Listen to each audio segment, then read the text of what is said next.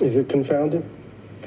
I mean, I guess I don't want it to be confounding to me anymore, but I do not understand why a team of people not known anywhere on the planet for competence digs in on the things where they are the ones on the record nodding to their own incompetence. Mm-hmm. I think ultimately, they follow the rule that don't own a mistake, double down. But they already did. They said it was a mistake. That was the mistake. That was the mistake, right? So I've gotten to the point where I'm asking myself this question.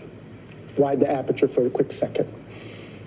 I don't know what it's going to take for the American people, for 78 million Americans, to deal with what motivated them to make the choice to elect this man again, to make the choice that will allow these people to undermine every fundamental assumption we have, that you can just be disappeared, and then they can argue that, a court is getting in the way of their ability to exercise, foreign policy in some ways, right? I don't know what it's going to take for 78 million Americans to deal with what motivated them to make this choice. And the choice that they've made, we have to just be honest, is to literally throw the Republic into the trash bin. And this is just one example. The tariffs is another, right? They made the choice. Now, what was behind it?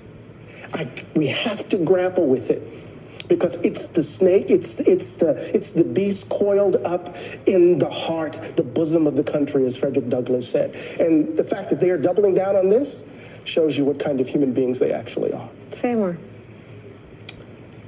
We chose a felon who is more interested in loyalty, who's more interested in retribution, who's more interested in grift than in democracy. And we chose a felon because we didn't want to elect a black woman. So to read that, to actually explicate that, is to say we would rather destroy the Republic than for that to have happened. And until we grapple with it, there's no amount of protesting I could do. There's no amount of resistance that could come into play to actually force 78 million people to grapple with what motivated them to put themselves in this position. And I think you're getting at how we're going to have to go through the next 4 years, right? Because I haven't on this show covered the talk of a third term, because I believe it's a shiny object. I believe the things driving Trump's approval rating down are the man-made destruction of the economy, abandoning due process. But you're right in that 78 million people voted for someone who wants to shred the Constitution. Why? That's the key. What's the answer?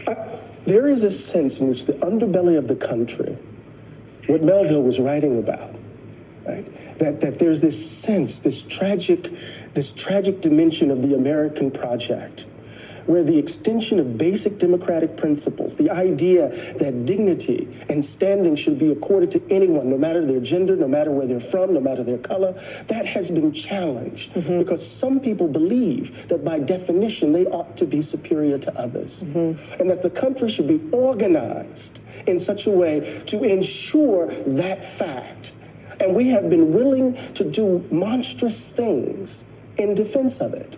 Monstrous things. And people have been using it in some ways, Nicolle, for their own self-interest. They might not be monsters in that sense, but they might be unabashedly greedy. They just want to make money with and exploit people's grievances and hatreds in the way. But we've been dealing with this from the very beginning.